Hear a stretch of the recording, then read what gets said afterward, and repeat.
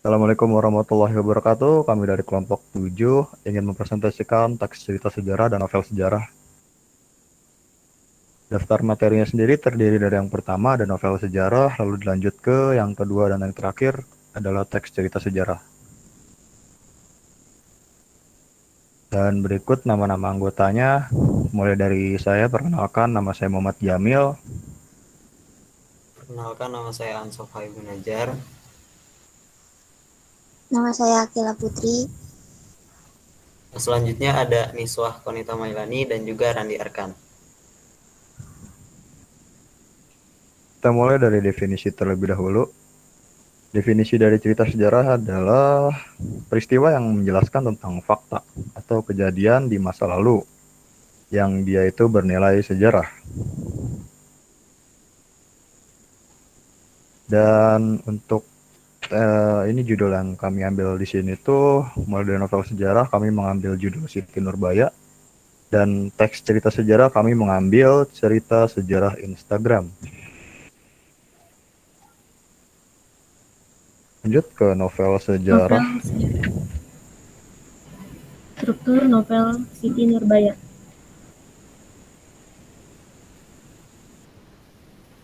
Orientasi. Sultan Mahmud Shah termasuk salah satu seorang yang sangat disegani dan dihormati penduduk di sekitarnya. Mempunyai seorang anak bernama Samsul Bahri. Mereka bertetangga dengan saudagar kaya bernama Baginda Sulaiman yang mempunyai anak perempuan bernama Siti Nurbaya. Nurbaya dan Samsul Bahri sudah bersahabat lama hingga akhirnya timbul ketertarikan lawan jenis di antara mereka. Pengungkapan peristiwa.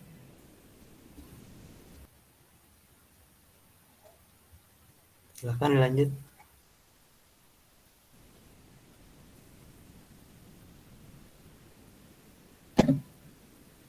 Dan harta lainnya yang dimiliki oleh Baginda Sulaiman.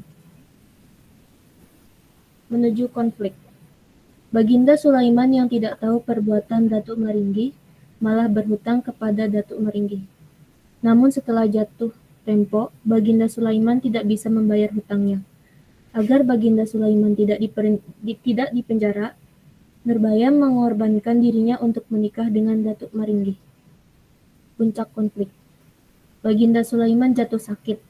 Samsul Bahri yang sedang bersekolah di Jakarta menjenguknya. Saat menjenguk, ia berpapasan dengan Nurbaya. Mereka akhirnya berbincang-bincang. Namun Datuk Maringgi salah paham. Akhirnya mereka bertengkar hebat. Baginda Sulaiman yang hendak melerai akhirnya meninggal karena terjatuh dari tangga. Sepeninggalan ayahnya, Nurbaya merasa bebas karena tak perlu terikat dengan Datuk Maringgi. Namun karena kelicikan Datuk Maringgi, Nurbaya akhirnya terbunuh dengan cara diracun. Resolusi. Kematian Siti Nurbaya membuat Ibu Samsul Bahri sedih. Ia akhirnya jatuh sakit dan meninggal dunia. Kedua kabar duka tersebut sampai ke telinga Samsul Bahri. Ia sempat berniat bunuh diri. Ia frustasi. 10 tahun kemudian ia menjadi serdadu kompeni dengan pangkat letnan. Samsul Bahri memimpin pemberontakan yang dipimpin oleh Datuk Maringgi di tanah kelahirannya. Ia berhasil membunuh Datuk Maringgi.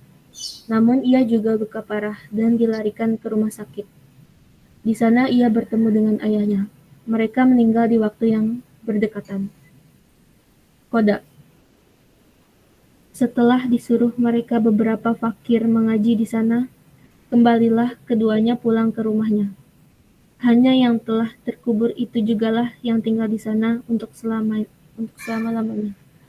Halaman terakhir novel Siti Nurbaya, Kasih Tak Sampai.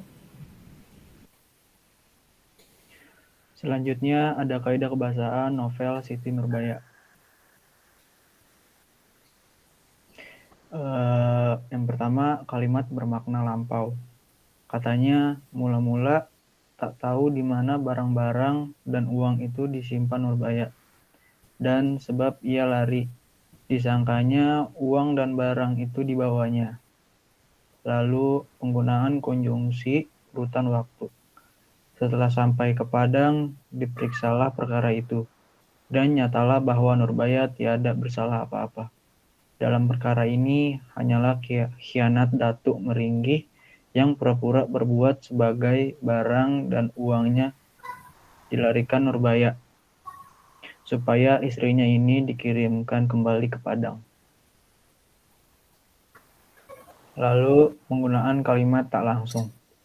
Oleh sebab ia seorang anak yang pandai, gurunya telah memintakan kepada pemerintah supaya ia dapat meneruskan pelajarannya pada Sekolah Dokter Jawa di Jakarta. Kemudian penggunaan kata kerja material. Kusir Ali, terperanjat, lalu berdiri mengejar pendekar 5 hendak menolong Nurbaya, sehingga berkelahilah mereka itu bergumul, hendak mengempaskan. Kemudian ada menggunakan banyak dialog. Setelah sampai ia ke tempat Nurbaya, lalu dibangunkannya perempuan ini sambil berkata, "Marilah ikut aku, nanti ku beri tempat yang baik, dan jika suka engkau menurut kemauanku. Kelak ku beri uang berapa sukamu." Selanjutnya menggunakan kata-kata sifat. Akan tetapi pada malamnya, kira-kira pukul 10, cuaca yang terang itu sekonyong-konyong bertukar menjadi gelap gulita, bintang-bintang yang gemerlapan cahayanya tiada kelihatan lagi, sebab ditutup awan yang tebal, yang mengandung hujan, angin teduh, lautan tenang. Dan walaupun waktu itu malam hari, tetapi udara rasanya panas. Selanjutnya penggunaan kata kerja mental.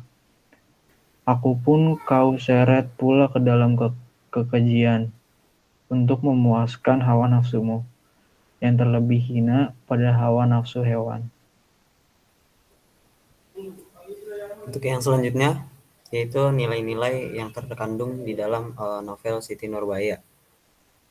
Untuk nilai-nilai yang terkandung di dalam novel Siti Nurbaya itu ada 5 nilai. Nilai yang pertama yaitu nilai moral, kemudian yang kedua itu nilai agama, yang ketiga nilai budaya, yang keempat nilai sosial, dan yang kelima nilai estetis.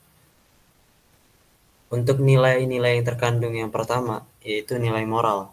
Untuk kutipan teks yang ada di dalam novel Siti Nurbaya yang mengandung nilai moral, yaitu ada di dalam kutipan, jangan Sam, kasihanilah orang tua itu, karena itu bukan baru sehari dua bekerja pada ayahmu, melainkan telah bertahun-tahun, dan di dalam waktu yang sekian lamanya itu belum ada ia berbuat kesalahan apa-apa.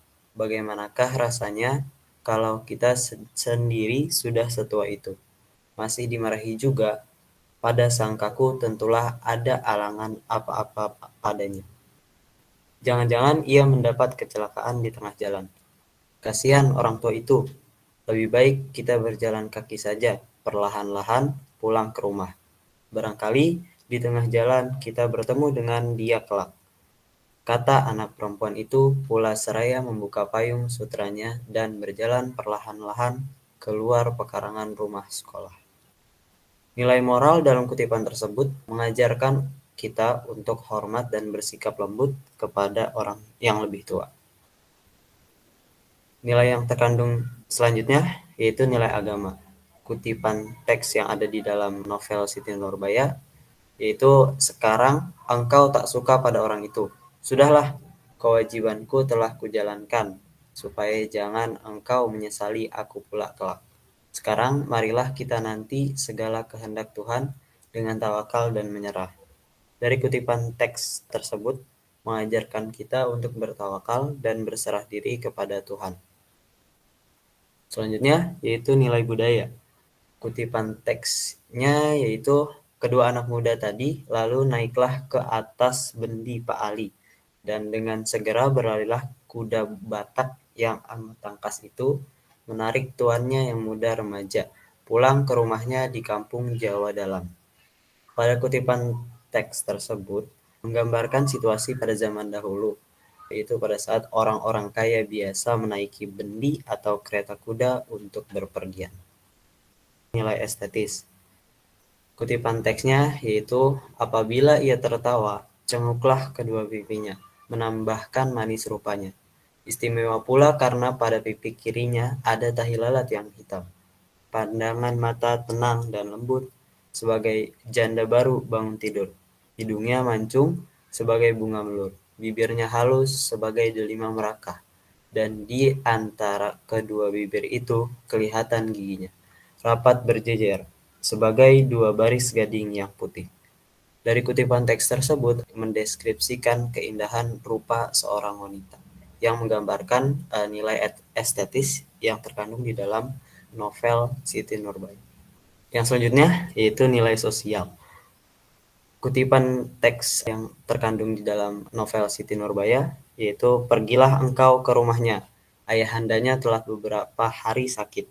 Di sana akan kudengar bahwa itulah jalan yang sebaik-baiknya untuk melepaskan mereka daripada kecelakaannya, kata Siti Maryam, membujuk anaknya. Dari kutipan teks tersebut menunjukkan hubungan erat antar tetangga dengan menjenguk tetangga yang sakit.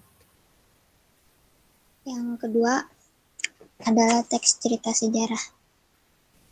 Struktur teks sejarah Instagram. Yang pertama ada orientasi, yaitu Instagram adalah sebuah aplikasi berbagi foto yang memungkinkan pengguna mengambil foto, menerapkan filter digital, dan membagikannya ke berbagai layanan jejaring sosial, termasuk milik Instagram sendiri. Kata Insta berasal dari kata instan, seperti kamera Polaroid yang pada masanya lebih dikenal dengan sebuah foto instan. Sedangkan untuk kata gram berasal dari kata telegram yang cara kerjanya untuk mengirimkan informasi kepada orang lain dengan cepat. Kemudian urutan peristiwa, yaitu perusahaan Burn Inc. berdiri pada tahun 2010, perusahaan teknologi startup yang hanya berfokus kepada pengembangan aplikasi untuk telepon genggam. Pada awalnya, Burn Inc. sendiri memiliki fokus yang terlalu banyak di dalam HTML5, peranti bergerak. Namun kedua CEO, Kevin Systrom dan Mike Krieger, memutuskan untuk lebih fokus pada satu hal saja. Setelah 1 minggu mereka mencoba untuk membuat sebuah ide yang bagus, pada akhirnya mereka membuat sebuah versi pertama dari Burp. Namun di dalamnya masih ada beberapa hal yang belum sempurna.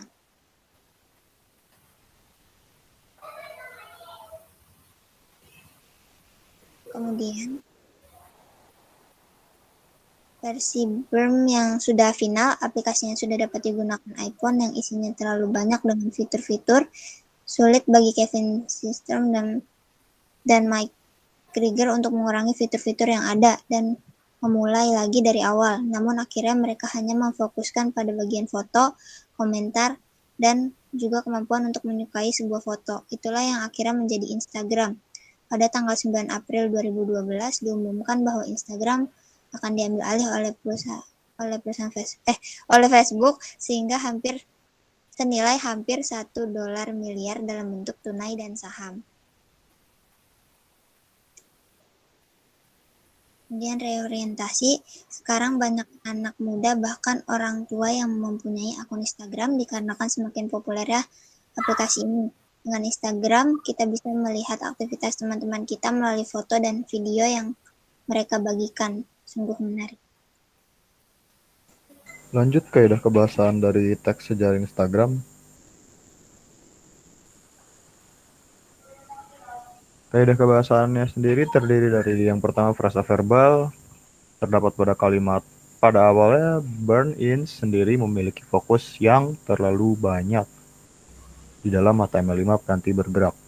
Lalu yang kedua ada konjungsi temporal pada kalimat. Setelah 1 minggu, mereka mencoba untuk membuat sebuah ide yang bagus.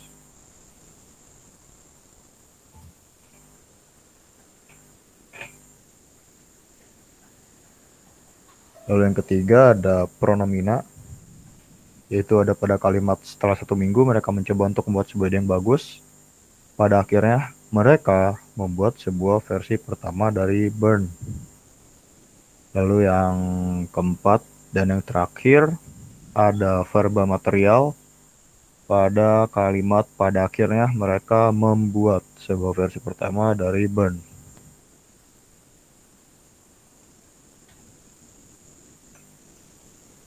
Sekian, terima kasih. Mohon maaf apabila ada kekurangan dan kesalahan pada perkataan. Assalamualaikum warahmatullahi wabarakatuh.